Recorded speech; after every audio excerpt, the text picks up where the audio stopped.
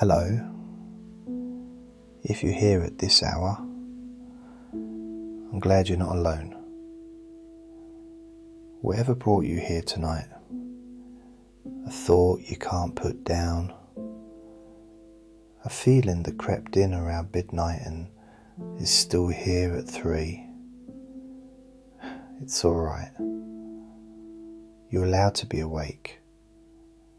You're allowed to be a little afraid. We're not going to fight any of that tonight. We're just going to sit with it, the way you'd sit beside a friend in a hospital corridor. Not fixing anything, just there. You don't need to do anything special with your body. If you're lying down, stay lying down. If your hands are tense, that's alright. You don't have to relax them. Just let them be tense for now. Let them know you've noticed. If your jaw is clenched, let your top teeth and bottom teeth come apart just slightly. Your lips can stay closed, but inside the mouth there's a little room, a little space. Your shoulders, you probably already know they're up by your ears. You don't have to push them down, just notice they're there. Sometimes the shoulders need permission to drop, that's all. Now your breath. I won't tell you to slow it down. Some nights the breath is fast and shallow, and it's not going to listen to anyone. So just watch it, the way you'd watch a small animal that's nervous, not approaching, not trying to calm it, just letting it know you see it. In, out, in, out.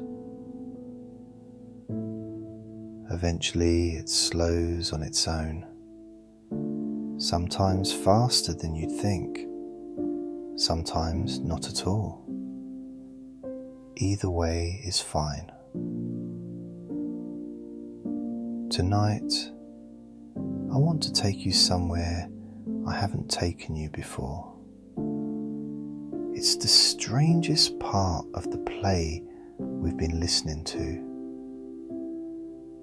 The strangest and maybe the most honest. Maeterlinck called it the Palace of Night. You probably already know what that is. I don't mean the literal place in his story. I mean the version of it inside you. The one you sometimes find yourself standing in at exactly this hour.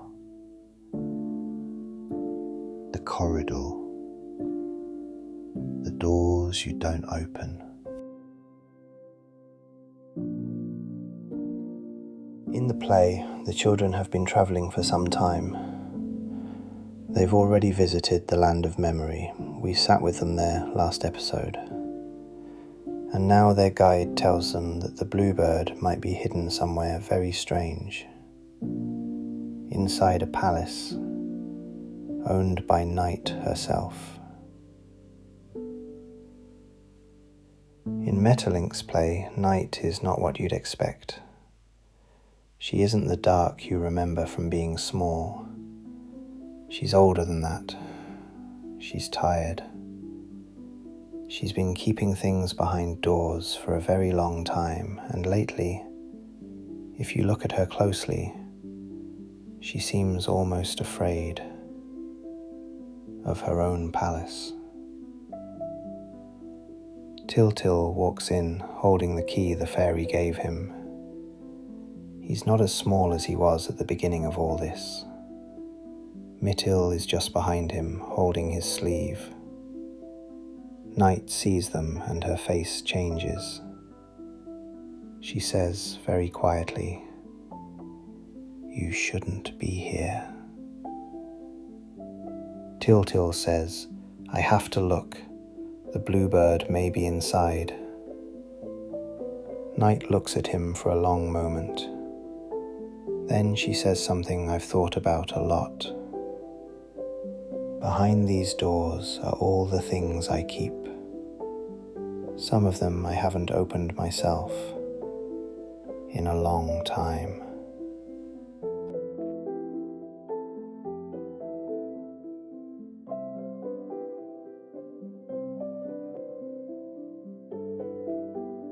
He opens the first door. It's the room where Night has been keeping the ghosts. You'd think it would be terrifying. In Maeterlinck's play, it's almost the opposite. The ghosts are huddled in a corner. There aren't very many of them. They've grown faint, translucent almost, over the years. When the door opens, a few of them drift sideways and disappear into a draft from a window nobody knew was there. Most of them don't even notice the children. Mytyl, "Is that all?" And Tyltyl slowly says, "I think so." He closes the door. He moves to the next one.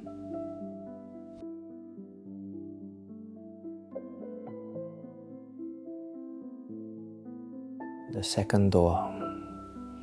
Behind it, the sicknesses, curled up like sleeping children. Most of them already half defeated by medicines that the world has invented since Maeterlinck wrote the play. A few are still strong, but even those don't get up. They blink at the light from the corridor and curl back into themselves. The third door. The wars. Tyltyl closes it almost immediately. I'll close it too. We won't go in there tonight.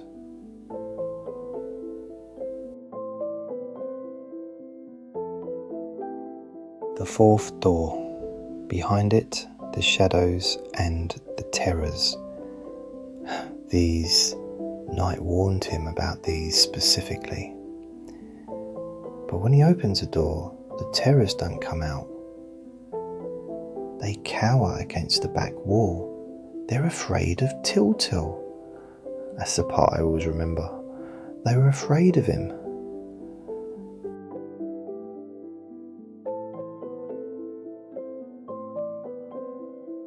The fifth door, the mysteries. He opens it, he doesn't go in. The mysteries are vast, they aren't unkind, they simply are. They watch him with what might be patience or what might be nothing at all. He closes the door gently. Some doors aren't meant to be walked through, just acknowledged. There's a sixth door full of stars. There's a seventh in the centre carved with a single bird. In the play, a great deal happens behind that one. But that's the kind of scene that needs its own night. Tonight we'll stop here. Tyltyl turns to Night. She's leaning against a column, watching him. She looks, to my reading, less frightened than she was at the start. A little less alone even. There's a sixth door full of stars. There's a seventh in the centre, carved with a single bird. In the play, a great deal happens behind that one, That's the kind of scene that needs its own night. Tonight will stop here. Tyltyl turns to night. She's leaning against a column, watching him. She looks, to my reading, less frightened than she was at the start.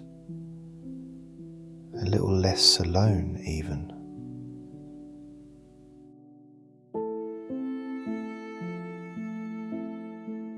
Let's leave the palace there for now.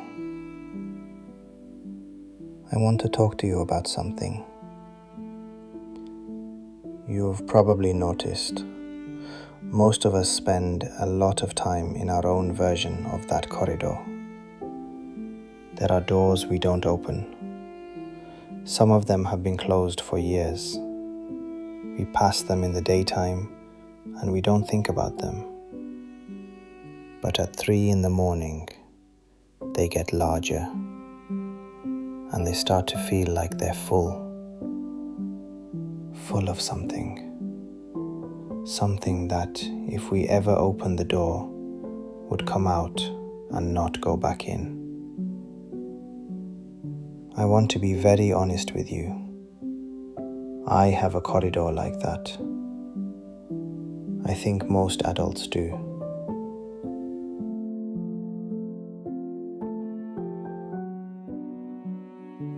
There's a room in there I've avoided for a long time.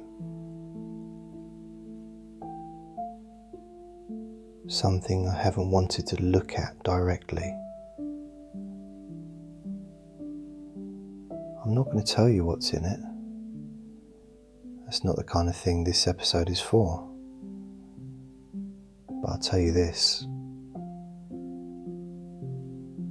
A few months ago, very late one night, probably around this hour, I opened it. Not all the way, just enough to look in. And the thing I'd been afraid of, the thing I'd been carrying around the shape of for years, was smaller than I'd remembered. It wasn't gone. I won't lie to you and say it was gone, but it wasn't the size I'd been imagining. Closer to those ghosts in Tyltyl's first door. Faint, crowded into a corner. Almost, though not quite, used up.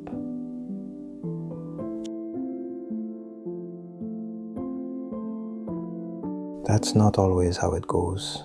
Maeterlinck was honest about that too. Some of the doors, the third one, the wars, we don't open. Not tonight, maybe not for years. Some things are still strong.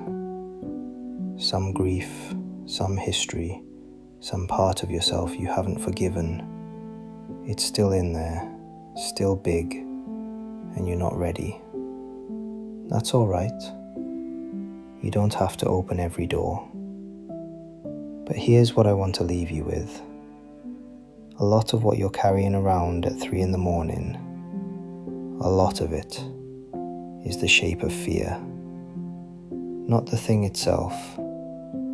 The shape we imagine the room contains is almost always larger than the room. Larger, heavier, older.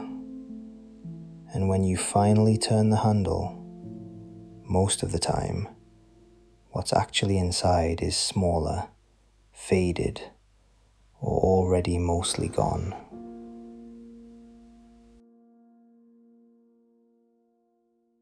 There's a phrase Maeterlinck never wrote, but I think he meant. Most rooms are empty. Most homes are empty. The fear is the door, not what's behind it. You don't have to test that tonight. You don't have to open anything. You can stay right here in the corridor and just know it. The way Tyltyl knew it after the third or fourth door. Oh, it's not what I thought. And Night in the play, she lets him out. She doesn't fight him. I think in some quiet way she was relieved someone had finally come and looked.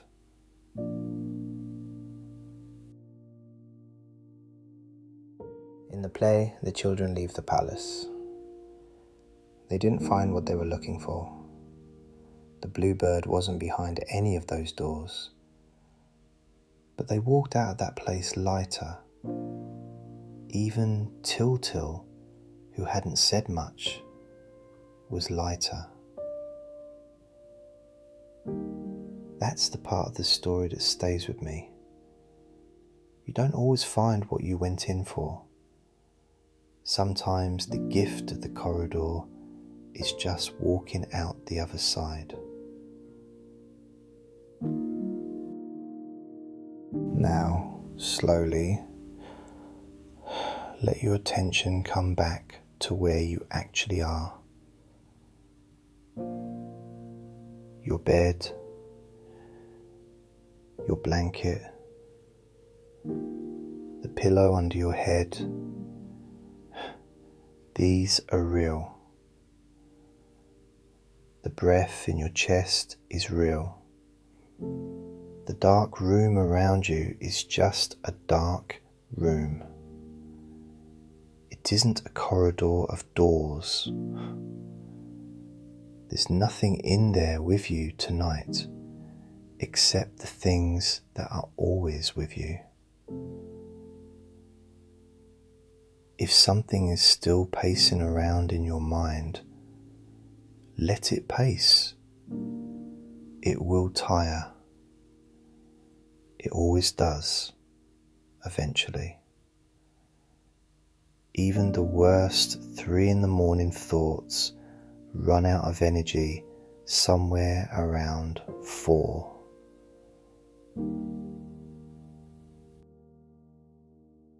You don't have to do anything with what we talked about tonight. You don't have to open anything. You don't have to make any decisions about what to look at or when. Just one image if you want one. A long corridor, a row of doors.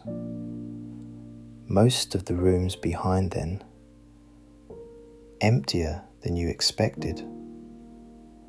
That's all.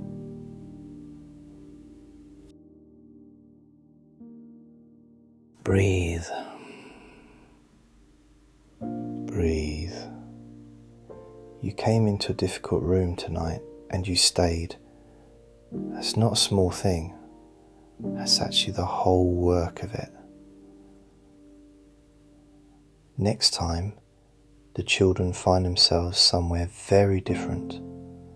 A forest, a garden, something easier on the heart. But that's for another evening. Tonight, you walked through a hard place and came out the other side. You can rest now. Good night. See you soon.